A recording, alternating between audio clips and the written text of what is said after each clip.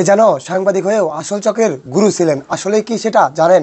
আপনি যদি না জেনে থাকেন তাহলে এই পুরো ভিডিওটা মনোযোগ সহকারে দেখুন। উন্নিশা নাকি পিলখানা হত্যার প্রধান গুরু এবং আসামি ছিলেন। আসলেই তাকে কেউ জানা বা ধরতে বা বুঝতে পারেনি। যাই পুরো ভিডিওটুকু মন দিয়ে শুনে আসি। মতন কিছু চাটুকার সাংবাদিকদের ভূমিকার কারণে সাগরণী হত্যা হয়েছে। এই দেশের সেনাবাহিনী যখন পিলখানার হত্যাকাণ্ড হয়, পিলখানার হত্যাকাণ্ডের সর্বপ্রথম মিসগাইড সেনাবাহিনীকে আপনি করছেন। আপনার মিডিয়ার মাধ্যমে আপনারা যখন ভুল তথ্য দিচ্ছেন, আপনাদের মাধ্যমে সর্বপ্রথম সেনাবাহিনী মিসগাইড হয়েছে। ওই দিন পিলখানায় 57 জন সেনা অফিসার সেনাবাহিনী পিলখানায় হত্যাকাণ্ড ঘটনা। গুলজার আহমদ বুলবুল, শাকিলের মতন লোকজন ওই দিন সেনাবাহিনীতে হত্যাকাণ্ড ঘটনা, বিডিআর পিলখানার হত্যাকাণ্ড ঘটনা। এই হত্যাকাণ্ড যখন হয় সর্বপ্রথম মিডিয়ার মধ্যে সর্বপ্রথম আপনি মিসগাইড করছেন।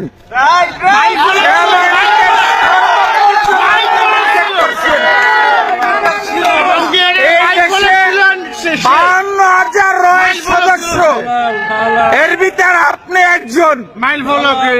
এই দেশকে আপনারা ভারতের অঙ্গরাজ্য বানাবার জন্য যা বরাবর তাই করছেন, ঠিক আছে? আপনি এখনো কেন আপনার হাতে এখনো ছাত্র হত্যার রক্ত এখন আপনার হাতে লেগে আছে? আপনাদের মতন চাটুকার, আপনাদের মতন কিছু কুলাঙ্গার সাংবাদিক পেশাটা হচ্ছে সবচেয়ে মহৎ পেশা। সত্যের উন্মোচন তারাই করে, কিন্তু আপনারা সত্যটারে মিথ্যা বানাইয়া এই দেশটাকে একটা কিসিম ভুটারের মতন আপনারা অন্ধকার জগতে বানাই ফেলাইছেন ভারতের অঙ্গরাজ্য বানাবার জন্য। আপনি এদেশের একজন নাগরিক হয়ে আপনি এদেশের ক্ষতি কিভাবে করেন বলেন তো? জন্য আপনি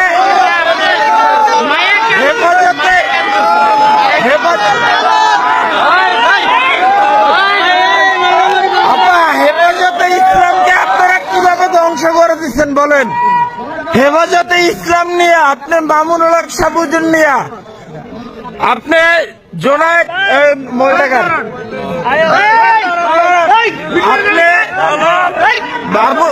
জোনায়েদ বাবুনগরে নিয়ে আপনি এদেরকে নিয়ে কি মন্তব্য করছেন বলেন? এই দেশে হেফাজতে ইসলাম নিয়ে আপনার মন্তব্যগুলো কি? আমরা আপনার সমস্ত দেখছেন। এই দেশের সাংবাদিক মধ্যে আপনি কুলাঙ্গার, এই দেশের সাংবাদিকরা আপনি ধ্বংস করছেন। লোকদেরকে সরাই যায়,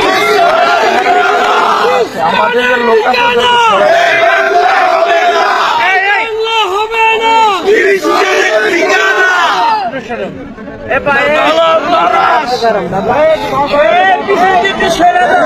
মানা হয়নি, বাট আমলিগ যেই ক্ষমতা থেকে পদত্যাগ করেছে তারপরেই তার আসল চরিত্র বা রূপগত মানগুলো এখানে উল্লেখ করে ধরা হয়েছে।